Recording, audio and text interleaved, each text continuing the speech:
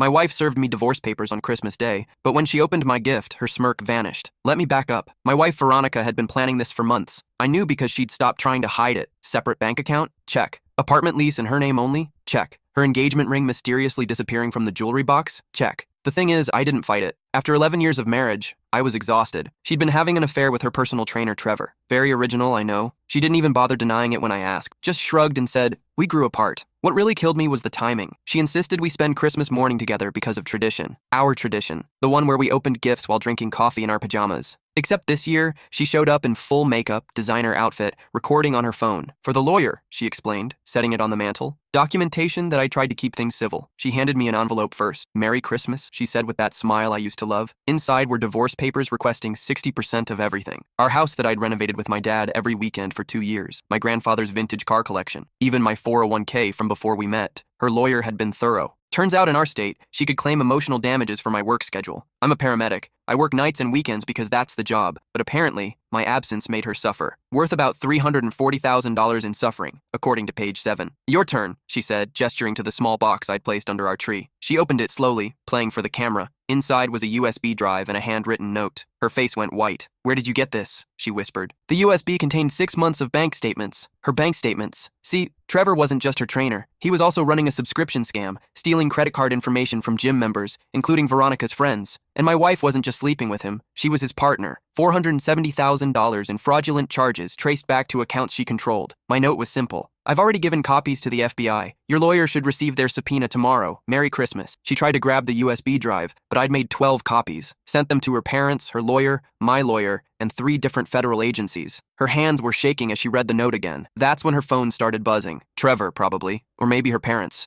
"You can't do this," she said. "We're married. Spousal privilege. Doesn't cover conspiracy to commit fraud," I finished. I checked with 3 different attorneys, very thoroughly. I'd spent the last 4 months working with a forensic accountant, a retired FBI agent I'd met on a call, and a lawyer who specialized in financial crimes. Every transaction, every victim, every fake company Trevor had created. Veronica's signature was on 34 different documents. The coffee in my cup had gone cold, but I took a sip anyway. She was crying now, mascara running down her face, her phone buzzing relentlessly. Outside, I could hear a car pulling up. Her parents, right on schedule. I'd invited them, told them I had important news to share about their daughter's future. "Here's what happens next," I said quietly. "You're going to walk out that door with nothing. No settlement, no house, no collections, or you're going to prison for 7 to 10 years. Your choice." She stared at me, her mouth opening and closing like a fish. The doorbell rang. Her mother's voice called out, "Veronica, sweetie." I stood up, grabbed my coat from the rack. "Oh, and Veronica? Trevor's already turned state's witness. Gave you up yesterday in exchange for a reduced sentence. Guess you both grew apart." Her face crumbled completely. I walked past her toward the door, leaving her sobbing on the couch, still holding that empty gift box. As I reached for the doorknob, my phone buzzed. A text from my lawyer. "FBI raid on Trevor's apartment happening now. They found something else. Call me immediately." I stepped outside into the cold December air. Veronica's parents were walking up the driveway, their faces bright with holiday cheer. Her mother carried a casserole dish. Her father had a wrapped present under his arm. "Good morning," I said, keeping my voice steady. "Thanks for coming." "Of course, dear," her mother said, leaning in for a hug. "Veronica said you had wonderful news to share." I could hear Veronica inside, trying to compose herself, probably wiping away the mascara, attempting to look presentable. But her phone kept buzzing, and buzzing, and buzzing. "Actually," I said, holding the door open for them, "Veronica has something she needs to tell you both. I think you'll want to sit down." I called my lawyer from the driveway. He answered on the first ring. "Tell me," I said. "They found a second set of books in Trevor's apartment, hidden behind a false panel in his closet." His voice was tight with excitement. "Your wife wasn't just helping with the credit card fraud. She was running an identity theft ring. 23 victims so far. 3 of them are elderly. 1 is in hospice care." My stomach turned. "How long?" "At least 2 years, maybe longer. The FBI's digital forensics team is still pulling data." Through the window, I could see Veronica's parents standing in our living room. Her mother had dropped the casserole. Her father was reading something on Veronica's phone, his face turning purple. "There's more," my lawyer continued. "They found emails between Veronica and Trevor discussing you, specifically discussing what would happen after the divorce was finalized." "What do you mean?" "They were planning to file a wrongful death lawsuit, claim you were negligent in your medical care somehow, stage an accident during one of your shifts, then sue the city for millions." I leaned against my truck. The cold metal against my back kept me grounded, kept me from going back inside and doing something I'd regret. "They had timelines," he said. "Target dates, insurance policy numbers. They'd been tracking your schedule for months." That explained why Veronica had suddenly started asking about my shifts, about which hospitals I was assigned signed to,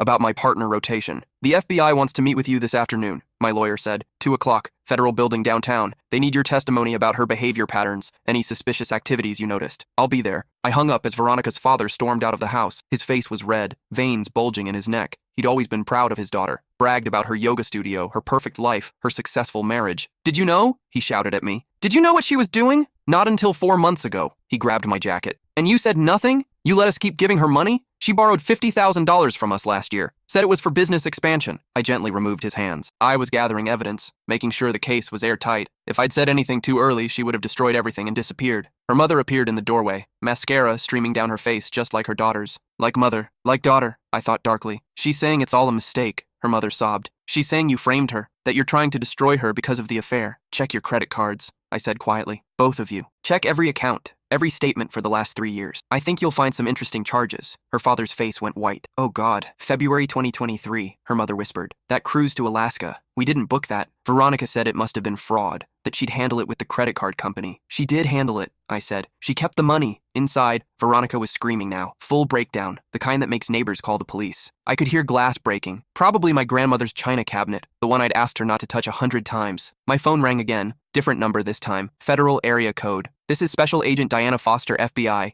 Am I speaking with the homeowner? Yes, ma'am. We have a warrant to search your residence. We're 3 minutes out. I need you and everyone else to exit the property immediately. Understood. My wife's parents are inside. I'll get them out. I walked back to the door. Through the window, I could see Veronica tearing apart the living room, looking for something. More USB drives, probably, or any evidence she might have hidden and forgotten about. Everyone needs to leave, I announced, stepping inside. FBI's on the way. Veronica froze mid-destruction, a framed photo of our wedding day in her hand. She'd been about to throw it. You can't let them in, she said. Her voice had changed. Desperate now, not angry. Tell them you need time. Tell them anything. Why would I do that? Because I'm still your wife. Because we made vows. The same vows you broke when you started sleeping with Trevor? The same vows you violated when you planned my murder? Her mother gasped. Murder? Ask her about the emails, I said. Ask her about the accident they were planning. The wrongful death lawsuit, the insurance money. Veronica lunged at me. Her parents caught her, held her back. She was screaming, clawing at them, completely unhinged. You ruined everything, she shrieked. We had it all planned. You were supposed to just sign the papers and disappear. I'm a paramedic, I said calmly. I've seen enough bad situations to know when I'm in one. I've also learned how to document everything. 3 black SUVs pulled up outside. Agents in FBI jackets emerged, moving with practiced efficiency. One more thing, I said, pulling out my own phone. That camera you set up on the mantle? The one recording for your lawyer? I've been recording too. Everything you just said. Every threat. Every admission. Her face went slack. I learned from the best, I said, gesturing to her. You taught me how important documentation is. Agent Foster was at the door now. I let her in, showed her my identification, and explained the situation. Veronica's parents stood frozen in shock. Veronica herself had collapsed on the floor, sobbing into the carpet. Mr. Hayes, Agent Foster said, we'll need you to come with us to give a formal statement. Your in-laws as well, if they're willing. Of course. They led Veronica out in handcuffs. She'd stopped crying now, just stared ahead, blank and empty. Her mother tried to follow, but an agent held her back gently. She'll be processed downtown, the agent explained. You can see her after booking, but not today. Probably not for a few days. I watched them drive away. 11 years of marriage ending in handcuffs and federal charges. Part of me felt satisfied. The larger part felt empty. My phone buzzed. My brother. I'd texted him earlier, told him to watch the news. Holy shit, he said when I answered. It's all over the local stations. Paramedic's wife arrested in multi-million-dollar fraud scheme. Are you okay? I'm fine. Mom and Dad want to know if you're coming for dinner tonight. Mom's making her lasagna. Normal, regular, family dinner. It sounded impossible and perfect at the same time. Yeah, I said. I'll be there. The FBI processed me at the Federal Building. 3 hours of questions, signed statements, and evidence verification. They showed me transaction records I hadn't seen before. Bank accounts in both Veronica's and Trevor's names. Shell companies, fake businesses. It was worse than I'd thought. We've identified 47 victims so far, Agent Foster said. Some lost their life savings. One woman had her entire retirement account drained. I had no idea it was that extensive. We believe you. Your cooperation over the last 4 months has been invaluable. Without your evidence, we might never have connected all the pieces. It started with a call I'd responded to back in August. Elderly woman, suspected heart attack. Turned out to be a panic attack triggered by discovering her identity had been stolen. She'd shown me the bank statements, the fraudulent accounts, all opened at a gym in my neighborhood. Trevor's gym. I'd asked casual questions, found out she'd signed up for personal training sessions, gave them her information for insurance purposes. Within weeks, her credit cards were maxed out. 1 victim became 2, 2 became 5, all from the same gym, all with the same trainer. I didn't want to believe Veronica was involved. Not at first. But then, I found a credit card in her purse. Not hers, someone else's. When I asked about it, she'd laughed it off. Said a friend had left it behind after lunch, she was going to return it. The friend didn't exist. I hired a private investigator, former cop, specialized in financial crimes. Within 2 weeks, he traced everything back to accounts Veronica controlled. The affair with Trevor wasn't romantic. It was business. They'd been partners long before they'd been lovers. We'll need you to testify, Agent Foster said. Probably several times. This case is going to trial. Whatever you need. I left the federal building at 6:47 p.m. The sun had already set. Christmas lights twinkled on the buildings downtown, cheerful and oblivious. My parents' house smelled like garlic and basil when I walked in. Mom pulled me into a hug, held me longer than usual. My boy, she whispered. My brave boy. Dad clapped me on the shoulder. Said nothing. Didn't need to. My brother handed me a beer. We sat at the kitchen counter while Mom finished the lasagna. The house? My brother asked. Still mine. Her name wasn't on the deed. Dad made sure of that when we bought it. Dad nodded from his chair. Didn't trust her. Not after she threw that fit at your wedding about the prenup. I'd forgotten about that. Veronica had cried for hours. Said I didn't really love her if I needed legal protection. Her parents had backed her up. My parents had stood firm. Smart man, I said. Suspicious man, Dad corrected. She gave me bad vibes from day one. Too perfect. Too polished. Women like that are usually hiding something. Mom swatted him with a dish towel. Not all pretty women are criminals, Henry. No, but the ones who cry on command usually are. We ate dinner like a normal family. Passed plates, shared stories. My nephew showed me his new video game. My niece complained about her math teacher. Nobody mentioned Veronica except once when my nephew asked where Aunt Ronnie was. She's not your aunt anymore, his mother said gently. She made some bad choices. Did she go to timeout? Something like that, buddy. I stayed late, helping Mom clean up while Dad and my brother watched a basketball game. Normal, comfortable, home. You knew, I said to Mom as we loaded the dishwasher. Didn't you? She dried her hands slowly. I knew something was wrong. The way she looked at you sometimes. Like you were an obstacle, not a partner. Why didn't you say anything? Would you have listened? She had a point. I'd been so in love at the beginning, blind to the red flags, the way Veronica flirted with men who had money, the way she calculated the value of every gift, every gesture, the way she kept detailed spreadsheets of our finances but could never remember my birthday. I'm sorry, Mom said. I should have tried harder. You tried plenty. I wasn't ready to hear it. I drove home at midnight. The house was quiet. Still, FBI had finished their search hours ago, but they'd left everything in disarray. Couch cushions overturned. Drawers emptied. Pictures removed from walls. I started cleaning. One room at a time. Methodical. Therapeutic. Around 2 a.m. my phone rang. Unknown number. I almost didn't answer. Hello? It's me, Veronica, calling from jail. Don't hang up, she said quickly. Please, just listen.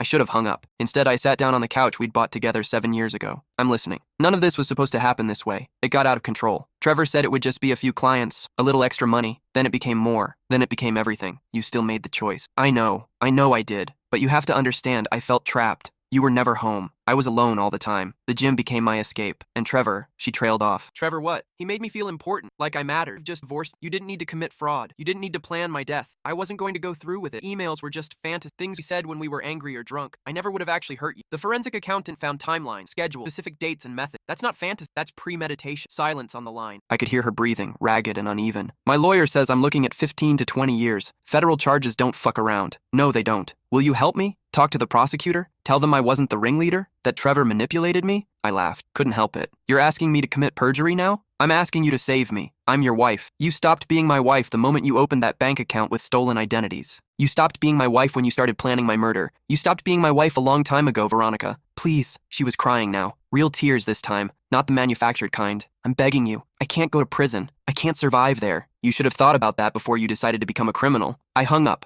Blocked the number. Sat in the dark for a while, letting it all sink in. The next morning, I went to work. Normal shift, normal calls, chest pain on 3rd Street, diabetic emergency at the mall, teenager with a broken ankle at the skate park. My partner, Rodriguez, kept looking at me sideways. What? I finally asked. You're all over the news, man. Your wife, the fraud, everything. How are you even here? What else am I supposed to do? Sit at home and feel sorry for myself? Most people would. I'm not most people. We grabbed lunch at the taco truck on Harrison. Rodriguez kept checking his phone, reading updates about the case. Says here they've identified 63 victims now. Some of them lost over $100,000. That's what happens when you steal from vulnerable people. Says Trevor's cooperating fully, giving up names, passwords, everything. Of course he is. He's looking at 30 years. He'd sell his own mother for a reduced sentence. What about your wife? Ex-wife? Soon. And I don't know. Don't care. That wasn't entirely true. Part of me still cared. The part that remembered our first date, our wedding day, the way she used to laugh at my bad jokes, but that woman was gone. Maybe she'd never really existed. Maybe I'd been in love with an illusion. That afternoon, we responded to a call at a senior living facility. Woman in her 70s reported confusion and distress. When we arrived, she was sitting in her apartment, surrounded by paperwork, crying. I don't understand, she kept saying. How could this happen? Identity theft. Her credit cards had been maxed out. Bank accounts emptied. Someone had even taken out a car loan in her name. Rodriguez handled the medical assessment while I looked at her paperwork. The charges were recent, within the last month, but the patterns were familiar. The same shell companies, the same fake businesses. "Ma'am," I said gently, "have you been to a gym recently? Signed up for any new fitness programs?" She looked confused. "My grandson got me a membership for my birthday. Said I needed to be more active. I went twice. The trainer was very nice. Asked me for my insurance information, my address, everything." My blood ran cold. "What was the trainer's name?" "Brian, I think. Or Brian. Nice young man. Very handsome." I took photos of her documents, texted them to Agent Foster. She called back within minutes. "Where are you?" she asked. "Senior facility on Oak Street. Responding to a medical call." "That's not Veronica or Trevor. Those accounts are different." "I know. This is someone new. Same methods, same patterns, but different operator. Give me the address. We're sending agents now." Rodriguez and I stayed with the woman until the FBI arrived. They took her statement, collected her documents, and assured her they'd recover as much of her money as possible. "There's more of them," Agent Foster said as we stood outside. "Trevor's been training other people, teaching them the same scams. We thought we'd shut it down, but it's bigger than we realized." "How much bigger?" "We're finding victims in 3 states now, maybe more." I drove home that night feeling sick. Veronica and Trevor weren't just criminals. They were teachers, spreading their poison to others, creating an entire network of fraud. My phone rang as I pulled into my driveway. My lawyer. "They want to offer Veronica a deal," he said. "What kind of deal?" "She gives up everyone in the network. Every name, every victim, every account. In exchange, they reduce her sentence to 7 years. That's it? 7 years for destroying dozens of lives? Federal prosecutors want the whole organization. They're willing to negotiate. Tell them no. It's not up to you. It's Veronica's decision. Then tell them I won't support it. I won't testify on her behalf. I won't help her get a lighter sentence. She's going to take the deal anyway. Her lawyer's already drafting the agreement." Of course she was. Veronica always knew how to save herself. The trial happened 6 months later. I testified 3 times, sat in that courtroom and told the truth about every lie, every deception, every stolen dollar. Veronica wore navy blue suits and pearl earrings, looked innocent, vulnerable. Her lawyer painted her as a victim of Trevor's manipulation, said she'd been coerced, threatened, too afraid to say no. The prosecution destroyed that narrative, showed emails where Veronica had suggested new targets, bragged about her success rates, laughed about the stupid old people who trusted her. The jury deliberated for 3 hours, guilty on all counts. Her parents sobbed in the gallery. Her mother screamed that it wasn't fair, that her baby was innocent. Security escorted them out. Sentencing came 2 months later. Despite the deal, despite her cooperation, the judge gave her 12 years, said she'd shown no real remorse, that her testimony against the others had been motivated purely by self-interest. Trevor got 25 years. The others got between 5 and 15, depending on their involvement. I didn't attend the sentencing, didn't need to see her face when they read the verdict. My lawyer called me with the results. "It's over," he said. "Finally over." Yeah, but it didn't feel over. It felt empty. I sold the house 6 months later. Too many memories, too many ghosts. Bought a smaller place across town, closer to work, closer to my parents. Started dating again after a year. Nothing serious, just coffee dates and casual dinners. Testing the waters, learning to trust again. Rodriguez set me up with his wife's cousin, elementary school teacher. Kind eyes, soft voice. We went to dinner at an Italian place downtown. "So," she said after we'd ordered, "I Googled you." "Of course you did. That was quite a story. Are you okay?" "Getting there. Must be hard to trust people now." "It is, but I'm trying." She smiled. "That's all any of us can do." We dated for 3 months. She was patient, understanding, never pushed. But eventually she said she couldn't compete with my past, that I wasn't ready. She was right. I threw myself into work, extra shifts, overtime, anything to avoid going home to an empty house. Rodriguez cornered me in the locker room one day. "You're going to burn out." "I'm fine. You're working 60 hours a week. That's not fine. What else am I supposed to do?" "Live. Move on. Stop punishing yourself for her mistakes." "I'm not punishing myself." "Then what do you call this?" I didn't have an answer. That night I drove to my parents' house. Dad was in the garage working on an old motorcycle. I grabbed a beer from the fridge and joined him. We worked in silence for a while. Comfortable. Easy. "She wrote me a letter," I finally said. "From prison. Asking for forgiveness." Dad wiped his hands on a rag. "What did you say?" "Nothing. Haven't responded." "You don't owe her anything." "I know, but part of me wonders if I should. If forgiveness would help me move on. Forgiveness isn't for her benefit. It's for yours. You forgive her when you're ready, not when she asks for it. Simple wisdom. Dad specialized in it. "I'm tired," I said. "Tired of being angry. Tired of looking over my shoulder. Tired of wondering if everyone I meet is going to betray me. That's what she took from you. Not just money or property. She took your ability to trust. How do I get it back? Time. And the right person. Someone who proves every day that they're worth the risk."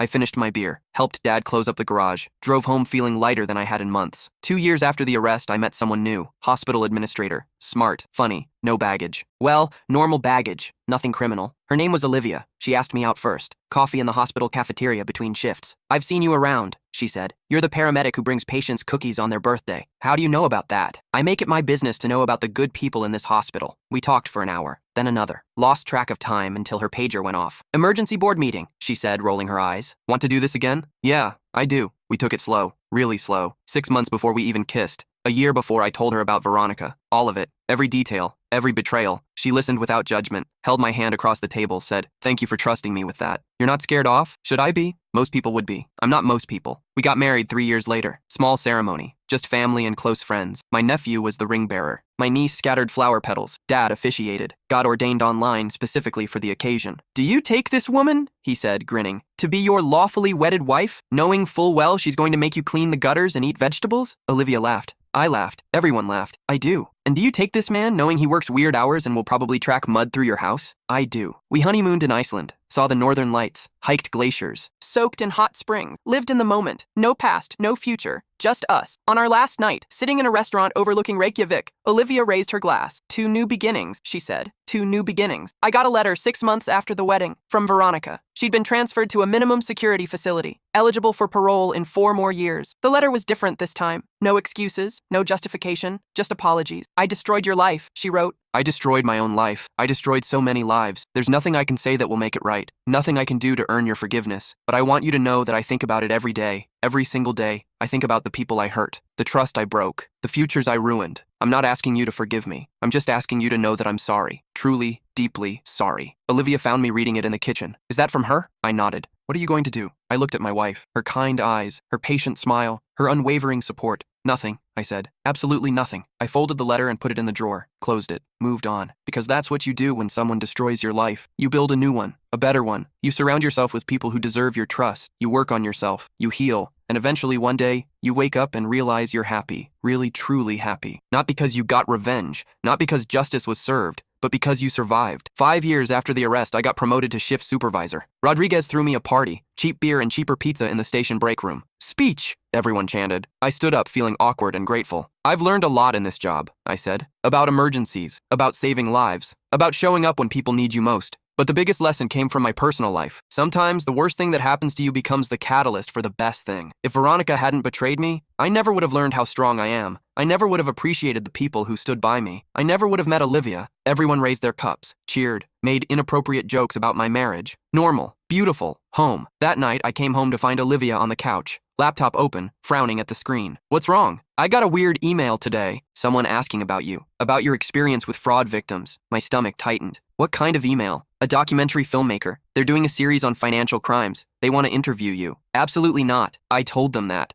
But they're persistent. Said your story could help other people. Warn them about the signs of fraud. I sat down next to her. I don't want to relive that. I know. I told them no, but the idea stuck with me. Over the next few days, I couldn't stop thinking about it. About the elderly woman at the senior facility. About the other victims. About people who might be getting scammed right now, too embarrassed to speak up. I called the filmmaker. "I'll do the interview," I said, "on one condition. You focus on the victims, not on me. You tell their stories. Show people how to protect themselves." Deal. The documentary aired 8 months later. 2 hours. Dozens of interviews. Veronica appeared via prison video, giving her sanitized version of events. Trevor appeared too, claiming he'd been just as much a victim. But the real story came from the people they'd hurt. The woman who lost her retirement savings, the man who couldn't afford his medications, the family who lost their home. I appeared for maybe 10 minutes, told my story clinically, factually, no emotion, just information. "How did you move on?" the interviewer asked. I decided that being bitter wasn't the same as being strong. I decided that trusting again was brave, not stupid. I decided that my life was worth more than my anger. The documentary won awards, sparked conversations, led to policy changes about gym membership fraud, and it helped. People reached out, thanked me, shared their own stories. One woman wrote, "I was about to sign up for personal training at a gym. Something felt off. Then I saw your documentary. I asked more questions. The trainer got defensive. I walked away. A month later, they were arrested for identity theft. You saved me. That made it worth it." 7 years after the arrest, I got a call from Agent Foster. "Veronica's up for parole," she said. "They're having a hearing next month. And the prosecutor wants to know if you'll attend. Speak against her release." I looked at Olivia, who was in the kitchen making dinner. Our kitchen, our home, our life. "No," I said. "I won't." "Are you sure? Your testimony could make a difference." "I'm sure. What she did to me is over. She'll live with the consequences. I'm not going to spend another minute of my life focused on her." "I understand. For what it's worth, I think she'll get denied anyway. Her prison record isn't great. That's not my problem anymore." Veronica was denied parole. I heard about it through my lawyer. Apparently, she'd been written up multiple times for bad behavior, refused to participate in rehabilitation programs, still maintained she'd been the victim. Some people never learn. 10 years after the arrest, I was promoted to deputy chief. Big office, real desk,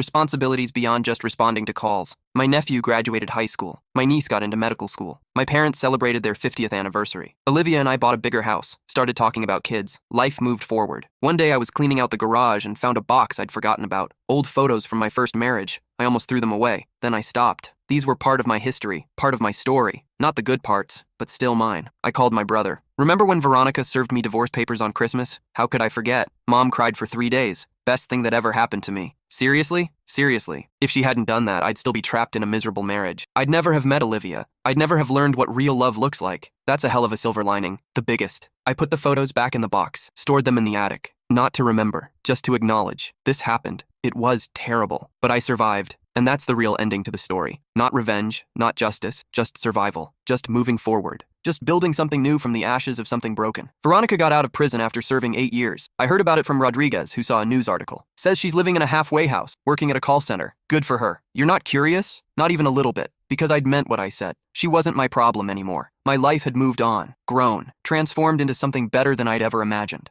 That night, I went home to Olivia. Told her about Veronica's release. How do you feel? She asked. Nothing. I feel nothing. That's probably healthy. Probably. We ordered takeout, watched a movie, fell asleep on the couch together. Normal, simple, perfect. The next morning, I woke up before sunrise, made coffee, sat on the back porch watching the sky change colors. Somewhere out there, Veronica was starting her new life, dealing with the consequences of her choices, living with what she'd done. But that was her journey. Mine was right here, in this house, with this woman, with this life I'd built from nothing. And you know what? It was pretty damn good. Better than anything I'd had before. Better than I'd ever imagined. Because sometimes the worst betrayal leads to the best discovery. You're stronger than you think. You're braver than you know. And you deserve better than what you settled for. Christmas morning, exactly 10 years after Veronica served me divorce papers, I woke up next to Olivia. Our 1-year-old daughter was crying in the next room. I got up, picked her up, held her close. Merry Christmas, sweetheart. She grabbed my face with her tiny hands, smiled that toothless smile. And I realized something. This was the gift I'd been waiting for all along. Not revenge, not justice, not even vindication. Just this. Just love, just family, just home. 10 years ago, my wife ruined Christmas by serving me divorce papers. Today, I celebrated Christmas with my actual family, the one I chose, the one that chose me back. And that's how a nightmare became a blessing. That's how betrayal became freedom. That's how the worst day of my life led to the best years of my life. So yeah, Veronica served me divorce papers on Christmas Day. But when she opened my gift, her smirk vanished. And when I opened mine, 10 years later, surrounded by people who actually loved me, I finally understood what happiness really meant.